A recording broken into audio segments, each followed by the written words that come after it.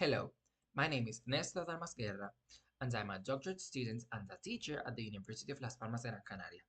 And I'm very happy to be able to participate in this first edition of the International Congress Lúdica, specifically in the symposium A Game of Words, Language and Communication, coordinated by Raquel Ruiz Pareja and Laura Jiménez Rios. Now, I'm going to be presenting my research on the role of educational escape rooms in English as a foreign language lessons. First and foremost, due to the nature of this research being a theoretical review, I have cited many researchers, and therefore whoever wishes for me to clarify or state any of these references can do so in the comments below, and I will respond them. Now, before continuing with escape rooms and educational escape rooms, I feel it is very important to state the difference between gamification and game-based learning, as they are very commonly confused. Now, gamification is the art of applying game-like elements and principles to non-gaming contexts. It was created around the 70s for business. For example, in having point systems in shops in which the more you buy, the more points you earn, and that gives you rewards later on, like discounts. That can also be found very commonly in the aviation industry, for example. By flying a lot with them, you have more rewards and you may have, end up getting free flights. But it wasn't really until the 90s that gamification was introduced into education. And in this sense, gamification in education refers to utilizing a normal, already existing activity in which something from a game is introduced. That could be simply something as inserting music to make it more engaging, or once again introducing a point or reward system, earning a badge, earning benefits, or whatever for completing or doing a task. However, game-based learning, on the other hand, involves designing learning activities so that game characteristics and game principles are at the basis of these learning activities. Therefore, in this sense, in game-based learning, the activities are created as games and are games, instead of introducing something from a game to an existing activity. Therefore, educational escape rooms are game-based learning activities. Now, before continuing with educational escape rooms, um, first, I have to talk about escape rooms themselves. And these were originally created in video games such as Planet Matthews or Behind Closed Doors in the 80s, but became especially popular in 2004 with the release of Crimson Room by Tomishitsu Takagi, popularizing the genre and even it began being known as Takagism.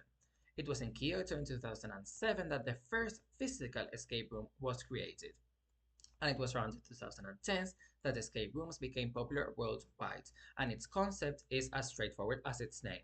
A room must be escaped by solving puzzles, riddles, and games in a certain amount of time.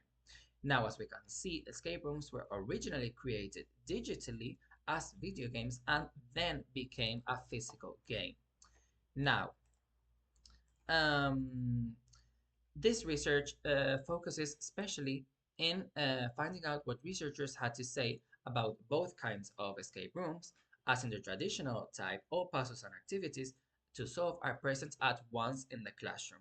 And even though there is quite an order to it, as some puzzles may need to be solved first to find the keys, for example, or codes to unlock others, there is not a single order to follow, which is opposite to what you can usually find in their digital counterparts using, for example, Geniali, as they usually require the students to solve activities one by one in order, and in which the idea of escaping a room is simply a context in which the educational activity is inserted.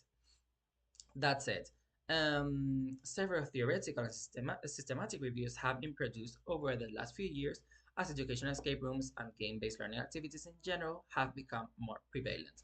But specifically in the EFL field, not as much research has taken place, possibly because it could be more complicated to evaluate whether students have gained more knowledge of the language or have practiced certain aspects properly due to the educational escape rooms or simply because of language practice.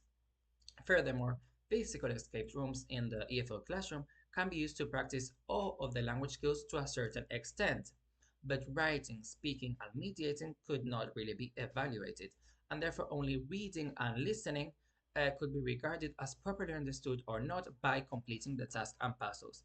However, what was found is that in more practical subjects such as pharmacy, healthcare professionals in general, engineering, mathematics, students have to actually put into practice the methods that they have seen in class, and therefore the assessment of their learning is done automatically. Therefore, once again, what these researchers have found is that to be able to for a physical escape room to take place in class, a lot of time has to be put into the activity, as you have to create the entire decoration and realia, and at least one room has to be closed off for this. And students have a certain amount of time to complete this escape room, and they have to be able to solve many riddles.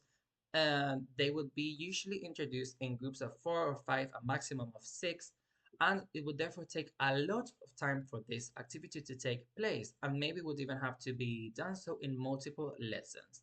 Therefore, what research proved was that what was most usually used in physical escape rooms were escape boxes, in which those riddles and games were introduced into a physical box in a much more minimal way, and students would have to solve, maybe in pairs, these riddles and games in this box.